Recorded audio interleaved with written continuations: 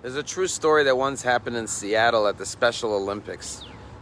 Children with different disabilities were running in a competitive race in the Olympics, and the children started the race at the sound of the bell, and they started to run.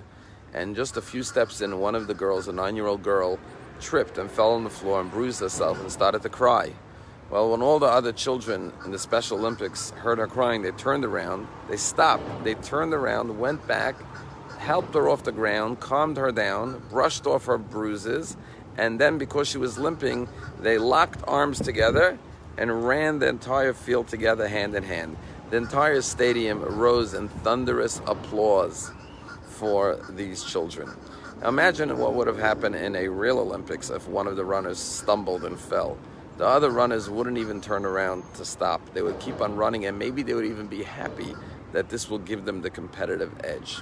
In life, sometimes we're so busy running that we don't stop to think and to be aware of what's going on around us. On Tuesday night, we had a speaker at the Solomon Leadership Program, a member of our shul, Dov Seidman, who's the author of the book How, and he talked about pausing in life. And he said, you know, when you pause something on a recording, on a video, it means you're stopping.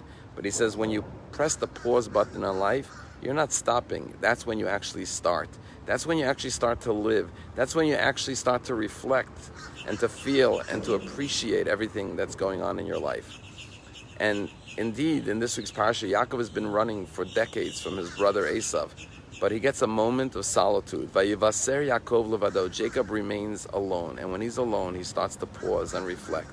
And he has this struggle with the archangel of Esav, which other interpretations say was not some outer force, but his inner force. He was able to fight his inner demons, his inner struggle with his brother. He was able to reflect on the conflict that was going on within him. And it was only when he was able to resolve that inner conflict within himself was he able to resolve the conflict with his brother. When we're at peace with ourselves, we could be at peace with the world. When we're in conflict with ourselves, we are in conflict with the rest of the world around us. And so every one of us has a Jacob and an Esav.